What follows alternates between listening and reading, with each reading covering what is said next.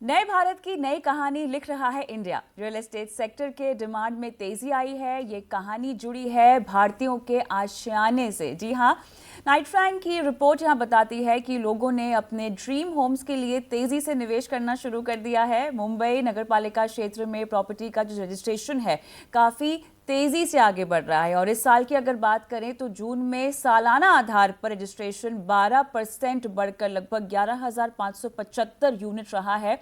जो पिछले साल अगर हम देखें इसी महीने में 10,319 यूनिट्स का रजिस्ट्रेशन हुआ था। तो इसी पर हम बात करते हैं और न सिर्फ मुंबई की लेकिन तमाम महानगरों की बात करते हैं और उससे भी ज्यादा छोटे मझौले शहरों में किस तरह का ट्रेंड दिखाई दे रहा है, इस पर विस्तार से बात करेंगे। और सेक्टर पर पैनी नजर बनाए हुए जो एक्सपर्ट हैं वो भी हमारे साथ जुड़ गए हैं।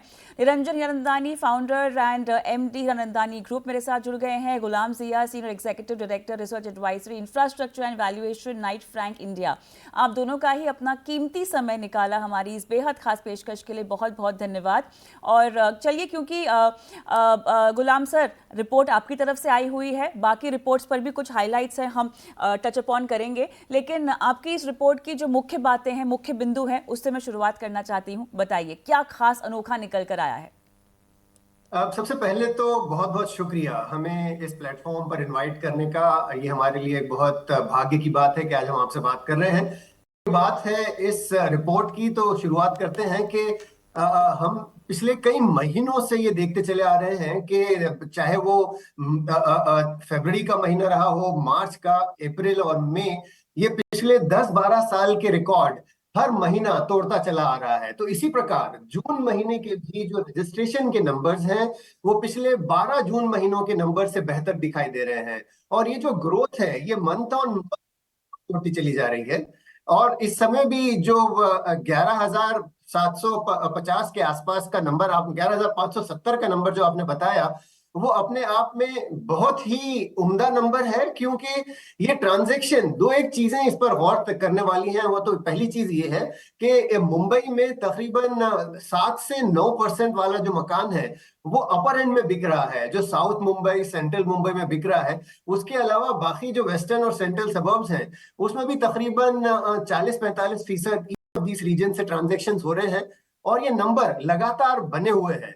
तो यही कहना है कि जहां कुछ तरफ ये अटकलें लगाई जा रही हैं कि शायद रियल एस्टेट में कुछ थोड़ा सा मेल्टडाउन जैसा दिखाई दे रहा है, कम से कम जो डेटा, जो नंबर हम देख रहे हैं, इससे तो ऐसा कोई इशारा नहीं मिलता कि रियल एस्टेट अब कहीं भी थकन वाले मकाम पर पहुंचा है, बल्कि ये नंबर और आगे बढ़ते हुए, तेज रफ्तारी से बढ़ते हुए दिखाई दे रहे हैं। Back to you.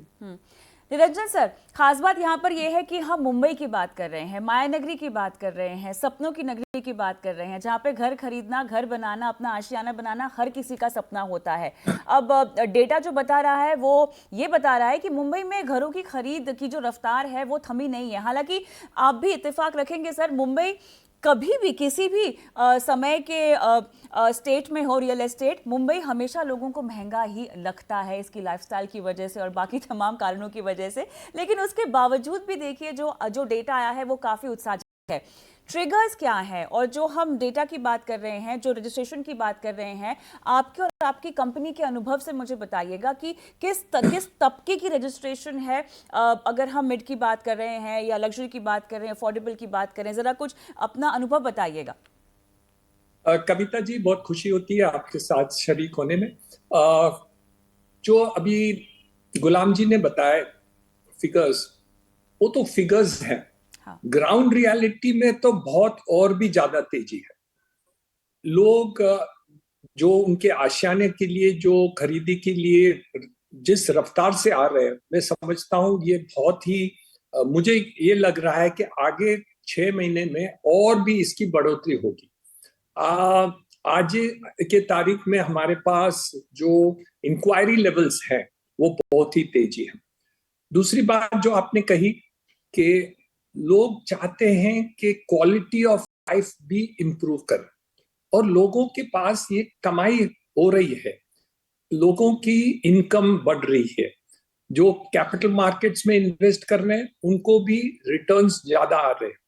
Overall GDP growth 7% से ज्यादा है। लोगों की सैलरी इंक्रीमेंट्स भी लोगों को मिल गई है।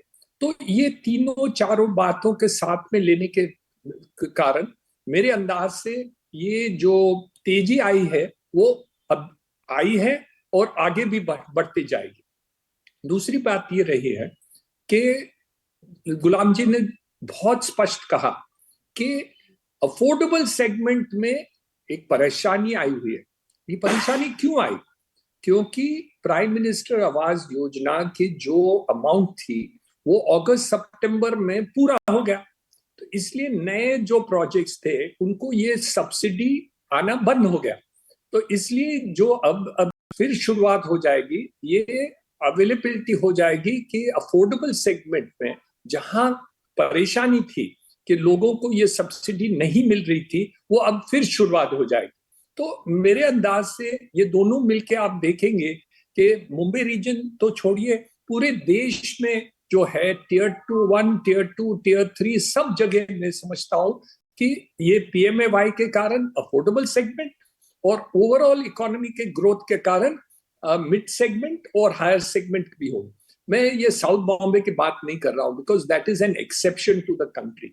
मेरे अंदाज से ऐसी तेजी तो बहुत ही एक्सेप्शनल हो, और जो रीडेवलपमेंट चल रही है उसमें भी काफी रफ्तार से तेजी आ रही है, सेल में भी आ रही है और प्राइस में भी आ रही है। तो ये दोनों तो एक्सेप्शन गिना जाता है, लेकिन ओवरऑल देखा जाए तो I think there is a positive sentiment real estate में है और रहेगा। तो ये मेरा एक्सपेक्टेशन है कि अगले 6 महीना या 12 महीना और भी चल जाएगा। एक बात में कविता जी, एक और पॉइंट में बताना चाहता हूँ।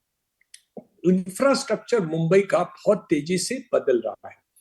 एक कोस्टल रोड आ रहा है, एक MTHL जो ब्रिज है पनवेल को कनेक्टिविटी, नवी मुंबई को कनेक्टिविटी दे दिया, लेकिन अगले 2 साल के अंदर हम मुंबई शहर में 300 किलोमीटर की मेट्रो शुरुआत कर रहे हैं। 300 किलोमीटर, तो आप सोचिए कि पूरा जो ट्रैवल टाइम हो जाएगा, जैसे अब कम्यूटिंग टाइम लोगों की होगी, उसमें परिवर्तन आ जाएगा। तो मैं तो समझता हूं कि ये सब जो फैक्टर्स होंगे उसकी तेजी अलग हो जाएगी जब ये एक्चुअली पूरे इंप्लीमेंट हो जाते हैं। और नवी मुंबई MMR रीजन में भी ये काफी रफ्तार से बढ़ोतरी और भी आ जाएगी। तो गुलाम जी, एक तरफ इंफ्रा की इतनी बेहतरीन तस्वीर हमें अब उभरती हुई दिखाई दे रही है, लेकिन अब जो आंकड़े आ रहे हैं यूनिट्स के लिहाज से, मुझे आपसे ये जानना है कि ये क्या जो बिक्री के लिए तैयार घर थे ये वो हैं जो कि एक इन्वेंट्री के तौर पर पड़े हुए थे, या हम ये नए घरों की भी बात कर रहे हैं जो बन के तैयार किए जा रहे हैं और जिनका बनना भी शुरू है? कुछ इन्वेंट्रीज और यूनिट्स के लिहाज से बताइएगा कि ये किस तरह की इन्वेंट्रीज हैं। देखिए, इन्वेंट्रीज पे अगर हम फोकस करें तो इन्वेंट्री मतलब जो न्यू लॉन्चेस हो रही हैं, जो नए मकान मार्केट में बिकने के लिए आ रहे हैं, चंद अतराफ ये भी बातें होती हैं कि इन्वेंट्री बहुत ज्यादा है इसलिए सेल्स में इंपैक्ट आएगा। लेकिन ये भी समझना बहुत जरूरी है कि जब इन्वेंट्री नंबर बढ़ रहा है उसके सामने ट्रांजैक्शन सेल्स के नंबर भी बहुत तेज रफ्तारी से बढ़ रहे हैं, जिसकी अभी हम थोड़ी देर पहले बात कर रहे थे। अगर आप अंदाजन समझने की कोशिश करें, आज से 3 साल पहले हम साल में इन 7 या 8 शहरों में 2.5 लाख मकान बेच रहे थे। इस समय जिस तरह की अटकलें हैं, ये पहले 6 महीने में शायद हम 2.5 लाख मकान बेच चुके होंगे 2024 के। तो मतलब ये है कि ओवरऑल सेल्स वेलोसिटी एक बहुत इंपॉर्टेंट फैक्टर है कि डेवलपर किस रफ्तार से मकान बेच रहा है, पहली चीज वो। और दूसरी चीज, जितने मकान नए डेवलपर्स के पास रखे हुए हैं उसे कितना समय लगेगा पूरी तरह से बिक जाने में। ये दोनों चीजों पर भी गौर करना बहुत जरूरी है, क्योंकि अगर आप इस बात का, अगर मैं आपको नंबर्स कुछ समझाऊं, इस प्रकार है कि जो डेवलपर्स के पास इन्वेंट्री है इस समय, ये टॉप 7 या 8 शहरों की अगर हम बात करें भारत के, ये तकरीबन अगले 8 से 9 क्वार्टर्स यानी 2 से 2.25 2.5 साल ज्यादा से ज्यादा ये सारी इन्वेंट्री बिक जाएगी। एज्यूमिंग कि अगला कोई भी नया मकान कल लॉन्च नहीं होता, तो 2.5 साल में आज की इन्वेंट्री सारी मुकम्मल हो जाएगी। और उसी के सामने अगर आप कंस्ट्रक्शन पीरियड देखें, इन्हीं मकानों को मुकम्मल करने के लिए आपको 3 से 5 साल के दरमियान का अरसा दरकार है। तो कहने का मतलब ये है कि आज डेवलपर इस परिस्थिति में है कि मकान, उनके प्रोजेक्ट मुकम्मल होने से पहले वो सारे प्रोजेक्ट बिक रहे हैं। तो ये चीज इन्वेंट्री के लिए किसी भी प्रकार चिंता नहीं हो सकती, बल्कि ये तो मैं समझता हूं कि और जायद इन्वेंट्री का आना जरूरी है, वरना हो सकता है किसी समय ये परिस्थिति सामने आ जाए कि इन्वेंट्री कम पड़ रही है और वेलोसिटी ऑफ सेल तेज रफ्तारी से बरकरार है। तो ओवरऑल ये समझना जरूरी है कि जिस इन्वेंट्री का हम देख रहे हैं उसके सामने मकानों की बिकने की रफ्तार बहुत ज्यादा बड़ी है। तो एक्चुअली प्राइस राइज भी, जिसका आई एम श्योर आप जिक्र करना चाहोगे, जो प्राइस राइज धीमे धीमे बढ़ रहा है उसका कारण यही है कि जितनी इन्वेंट्री है उससे ज्यादा मकान बिक रहे हैं। Back to you Niranjan sir, तो अब यहाँ पर बतौर डेवलपर मुझे आपसे ये भी समझना है कि अब जो खरीदारी हो रही है लोगों की, क्योंकि देखिए एक करवट ली है इस पूरे सेक्टर ने, ठीक है, उस करवट में अब बहुत सारे पैमानों पर आपने बातचीत कर ली कि लोगों की लाइफस्टाइल, उनकी इनकम किस तरह से इंप्रूव हो रही है, और डिमांड पर तो हम बात कर ही रहे हैं, लेकिन वो किस टिकट साइज का घर खरीद रहे हैं, वो किस तरह का घर खरीद रहे हैं। अगर हम मुंबई की ही बात करें तो मुंबई भी देखिए फैल रहा है, ठीक है, पहले तो हम केवल वेस्टर्न सबर्ब्स की बात करते थे, वहाँ पर अब हम देख रहे हैं कि सेंट्रल हार्बर की ओर भी लोग जा रहे हैं। आपके भी बहुत सारे प्रोजेक्ट्स हैं उसी दिशा में। तो मुंबई अब जो बढ़ रहा है वो किस ओर बढ़ रहा है, किस तरह से बढ़ रहा है, इस पर भी जरा बात कीजिएगा। 3 बातें मैं कहना चाहता हूँ। पहली बात यह है कि जैसे जीडीपी की ग्रोथ बढ़ रही है, 8% मैं समझता हूँ ये साल के अंदर आ जाएगा। अब 7% है, वो 8% हो जाएगा। Overall income levels, wealth levels सबकी बढ़ रही है। दूसरी बात यह है कि हमारी जो मिडिल क्लास है वो अभी एस्पिरेशनल मिडिल क्लास बन गई है। पहले ये सोचते थे हमें छत मिल गया तो वह ठीक है, अब ऐसी बात नहीं करते। वो कुछ ज्यादा खर्चा करने को तैयार है। उनको बगल में स्कूल चाहिए, वहां स्विमिंग पूल चाहिए, और सुविधा हॉस्पिटल की चाहिए, या कोई भी सुविधा उसके आसपास में है, तो वो डिमांड कर रहे हैं। एस्पिरेशन मॉडल बहुत बड़ा बन गया है जो मुंबई शहर आज के तारीख में उनको दे रहा है। और दूसरे शहरों में भी काफी डेवलपमेंट हो रही है। बैंगलोर में हो रहा है, पूना में हो रहा है, दिल्ली में हो रहा है, गुड़गांव में हो रहा है। काफी शहरों में ये सुविधाएं मिडिल क्लास डिमांड कर रही है। तीसरी बात कि एनआरआई इन्वेस्टमेंट बढ़ गई है। हमारे रिसेंट हमने लॉन्चेस किए, हमारी एनआरआई इन्वेस्टमेंट होती थी 10%, इस समय हो गया 19 से 20% हो गया। तो एनआरआई भी फिर हमारे देश को देख रहे हैं कि उनको इन्वेस्टमेंट फिर यहां करना है। तो ये भी एक नई बात आ गई कि उनको भी इन्वेस्टमेंट इंडिया के अंदर वो करना चाहते हैं। तो ये एस्पिरेशनल ग्रोथ और ये के कारण ओवरऑल डिमांड बढ़ रही है, और भी एक्सपेक्टेड आप कर सकते हैं। एक दूसरी बात है कि फ्यूचर में मैं समझता हूं कि जो ब्याज है आज के तारीख में जो होम लोन के ऊपर है वो है 8.5%, 8.5, 8.7% ब्याज है एवरेज।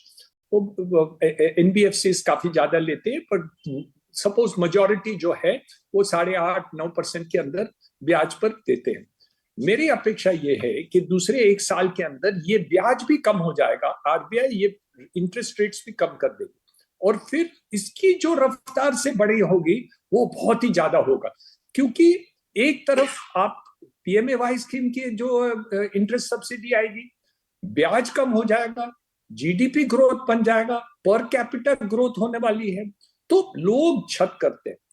लास्ट पॉइंट जो मैं कहना चाहता हूं इसके बारे में है, वो है रीडेवलपमेंट। मुंबई में जो हो रहा है वो भी काफी रफ्तार से हो रहा है, और स्लम डेवलपमेंट जैसे अदानी साहब कर रहे हैं, धारावी के कर रहे हैं, और सरकार भी अभी नए प्रोजेक्ट्स करना चाहते हैं। एक रामनगर में किया है, तो उसके हिसाब से वो भी काफी शुरुआत हो गई। तो ओवरऑल आप देखेंगे कि जीडीपी ग्रोथ, इंफ्रास्ट्रक्चर, ब्याज, इंटरेस्ट सबवेंशन, लोगों की एस्पिरेशन, ये सब को आप साथ में मिलकर देखेंगे तो इसके ऊपर काफी रफ्तार से हो रहा है। जो पेरिफेरल एरियाज है जैसे अलीबाग हो या आउट स्टेशन शहरों की हो या है ऐसे डेस्टिनेशन, लोग अभी सेकंड घर भी लेना शुरुआत कर दी है। कुछ रेंटल मॉडल्स भी क्रिएट किए हैं। कोई ऐसे सुविधाएं हैं जब आप नहीं यूज करते हैं कि उसको मेंटेनेंस करके कर दीजिए। गोवा में ऐसे काफी मॉडल्स बन गए हैं, अब अलीबाग में भी बन गए हैं। तो मेरे अंदाज से ये काफी लोगों की जो पहले कैपिटल मार्केट्स में काफी इन्वेस्टमेंट होती थी, अब ये रियल एस्टेट में भी शुरुआत हो गई। कमर्शियल को छोड़ के अभी रेजिडेंशियल में भी फिर लोग काफी ऐसे रुचि ले रहे हैं कि रेजिडेंशियल एरिया में भी करेंगे, रेजिडेंशियल रिटेल, ये सब भी ज्यादा शुरुआत। सो ओवरऑल देखा जाए तो एक फॉरवर्ड लुकिंग आप देखेंगे तो ये बहुत ही एक साल में मुझे लगता है कि काफी पॉजिटिव सेंटिमेंट चल रहा है। तो गुलाम जी, अब तस्वीर इतनी अच्छी है, इतनी खुशनुमा है, तो मेरे ख्याल से मुंबई के आगे भी चर्चा को लेकर जाना चाहिए। ठीक है, बाकी तमाम राज्यों की भी हम बात करते हैं, क्योंकि एनसीआर हो, बंगलुरु हो, पुणे हो, हैदराबाद हो, ये कुछ ऐसे एरियाज हैं जो पिकअप कर रहे हैं। जरा इनकी तस्वीर और दूरदर्शन बताइएगा, खरीदारी के लिहाज से, डिमांड के लिहाज से और साथ ही इन्वेंट्रीज के लिहाज से भी कहाँ ज्यादा है और किस तरह से बेहतर हो रही है। इन सारे शहरों का जिनका आपने जिक्र किया, इनमें पिछले कुछ कम से कम 1.5-2 साल में हैदराबाद का परफॉर्मेंस बाकी शहरों से बहुत ज्यादा बेहतर रहा है। ये तकरीबन, चाहे वो प्राइस ग्रोथ की बात करें या नंबर ऑफ अपार्टमेंट्स जो बिक रहे हैं उनकी बात करें, ये दोनों ही पैमानों पर हैदराबाद की मार्केट बहुत बेहतरीन उभरती हुई दिखाई दी है। और दूसरी तरफ एनसीआर का अगर आप जिक्र कर ले, खास तौर से जो गुड़गांव वाली मार्केट है, इस मार्केट में तो प्राइस में तकरीबन यूं लगा जैसे आग लग रखी हो। चाहे वो रेंटल डोमेन हो या आउटराइट परचेज वाला, दोनों ही तरफ प्राइस की बहुत ज्यादा बढ़ोतरी देखी गई और सेल्स भी बहुत अच्छा रहा है। गुड़गांव का मार्केट तकरीबन मुल्क का सबसे तेज रफ्तारी से बढ़ता हुआ मार्केट देखा गया। हालांकि पिछले 3 से 4 सालों पहले गुड़गांव ओवरऑल एनसीआर का मार्केट काफी अफेक्टेड था, क्योंकि वो जीएफसी के बाद काफी तकलीफ रही। तकरीबन 7-8 साल लंबा एक डिप्रेशन पीरियड चला रियल एस्टेट मार्केट एनसीआर में। वो अब तक मुकम्मल तौर पे, जो आपने टर्म यूज किया, करवट लेता हुआ, करवट लेके दौड़ता हुआ दिखाई दिया है एनसीआर का मार्केट। दूसरी तरफ बेंगलुरु या चेन्नई ऐसी मार्केट्स हैं जो एक स्टेबल, सेचुरेटेड और स्थिर मार्केट बनाए रखे हुए हैं। पुणे की मार्केट में काफी ग्रोथ देखा गया है, चाहे वो ट्रांजैक्शन नंबर्स हो या इवन वैल्यूज हो। 2 मार्केट्स हैं जिसमें रफ्तार कुछ ज्यादा बेहतरीन नहीं दिखाई दी, वो एक तो अहमदाबाद है और दूसरी कलकत्ता। इन दोनों शहरों में बाकी 7-8 शहरों की बनिस्बत थोड़ी कम रफ्तार थी, लेकिन ओवरऑल पॉजिटिव सेंटीमेंट तकरीबन सारे ही मुल्क में बने हुए हैं। तो ऐसे में निरंजन सर, क्योंकि हमने चर्चा में बहुत तवज्जो दिया है और बहुत बात की है अफोर्डेबल हाउसिंग की, पिछले 1 साल में, अभी अगले 1 साल में आप कह रहे हैं कि तस्वीर बहुत बदलती हुई दिखाई देगी, तो क्या हम ये कह पाएं अभी, क्या हम ऐसा समीक्षा करके कह सकते हैं कि अगले 1 साल में या कुछ सालों में ही अफोर्डेबल हाउसिंग जो है ये चर्चा में रहेगा, ये सुर्खियों में रहेगा, क्योंकि इसकी ओर कदम आप भी बढ़ा रहे हैं, सरकार भी बढ़ा रही है और काफी समय से जो है इसकी मांग भी थी।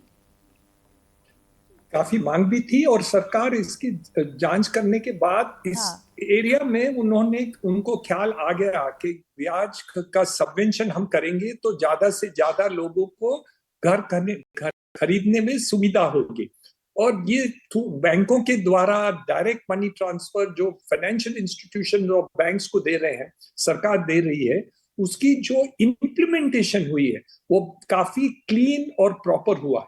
तो इसलिए सरकार ने इस एरिया में ध्यान दिया है। मेरे अंदाज से अफोर्डेबल हाउसिंग की ग्रोथ तो रहेगी, लेकिन वो बाकी के सेक्टर्स कम ग्रोथ नहीं होगी, उनकी भी ज्यादा ही रहने वाली है। तो overall real estate affordable segment, mid segment, luxury segment, तीनों सेगमेंट हो गए। एक सेगमेंट शायद रह गई है और गुलाम से हम पूछेंगे कि क्या वो कहना चाहते हैं, वो है रेंटल हाउसिंग। मेरे अंदाज से सरकार को ये बजट में रेंटल हाउसिंग के ऊपर कुछ ध्यान देने की आवश्यकता है, क्योंकि सरकार ने ओनरशिप हाउसिंग की, लेकिन अब देखिए अमेरिका जैसे देश में जो सबसे अमीर देश है, 50% लोग रेंटल हाउसिंग में लेते जन्म से मरण तक।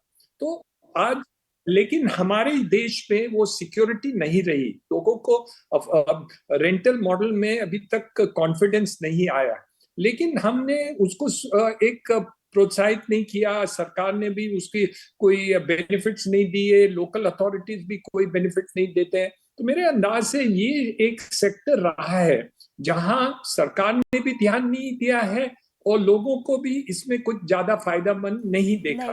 तो मैं समझता हूं कि फ्यूचर में ये रेजिडेंशियल ओनरशिप तो चलेगी, लेकिन अब रेंटल के ऊपर भी लोगों को, सरकार को कुछ ध्यान देने की आवश्यकता है।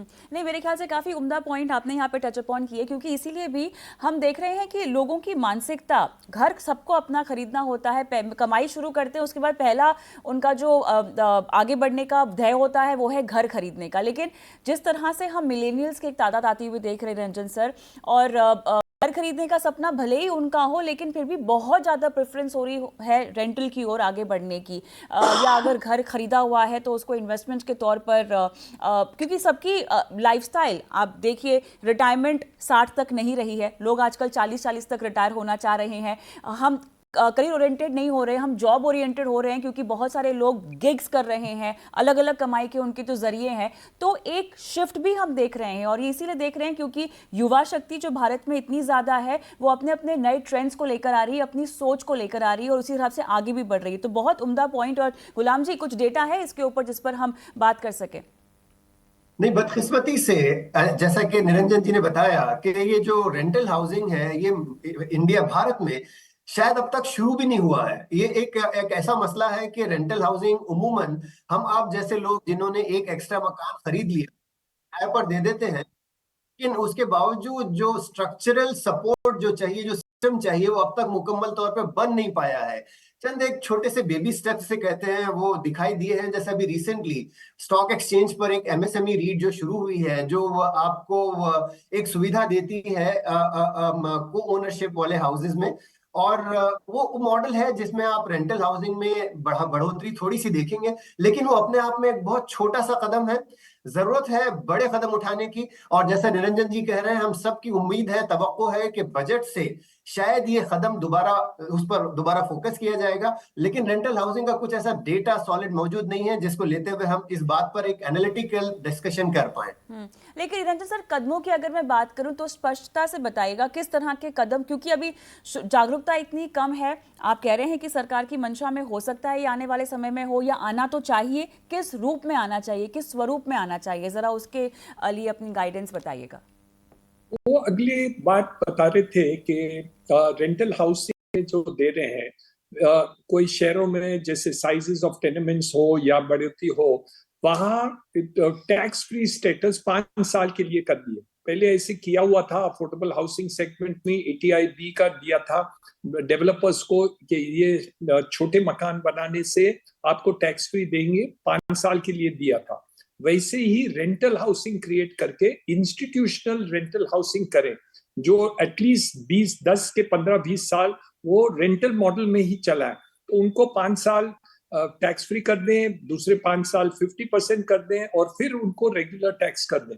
तो ये ऐसे हो जाएगा कि इतनी एसेट क्रिएट हो जाएगी और लोगों को सुविधा हो जाएगी कि ये करें। दूसरी बात रही, सरकार अपने जो एम्प्लॉयज होते हैं, काफी लोगों को वो सर्विस टेंडेंसी देते हैं, तो इसको कंपनीज को ये दे दे कि आप सर्विस टेंडेंसी के अंदर जो देते हैं, जो मकान आपको, जो आप इन्वेस्टमेंट उसमें करते हैं for creation of service tendency, आपको उसके लिए टैक्स डिडक्टेबल कर दें। तो आप मकान बनाते जाएं, आपके एम्प्लॉयज को उनके जो सर्विस के टाइम पर उनको मकान दे दे near the place of work. So automatically service tendency हो जाएंगी, उनको कम्यूट टाइम भी कम हो जाएगा, और उनको टैक्स में भी फायदा हो जाएगा कि they will be benefited. So service tendency on one side, और rebate tax for period of 5 to 10 years। चलिए, मेरे ख्याल से जब आप दोनों जैसे मेहमान हो तो चर्चा बहुत लंबी हो जाती है, और शुरुआत हमने मुंबई के रजिस्ट्रेशन आंकड़ों से की थी, लेकिन रेंटल हाउसिंग पर हम आ चुके हैं। मैं बहुत ज़्यादा आप दोनों को नहीं रोकूंगी, सर को मीटिंग के लिए भी जाना है। बहुत बहुत धन्यवाद आप दोनों का, समय निकाला और इस खास चर्चा में शिरकत की, दर्शकों का मार्गदर्शन किया। धन्यवाद।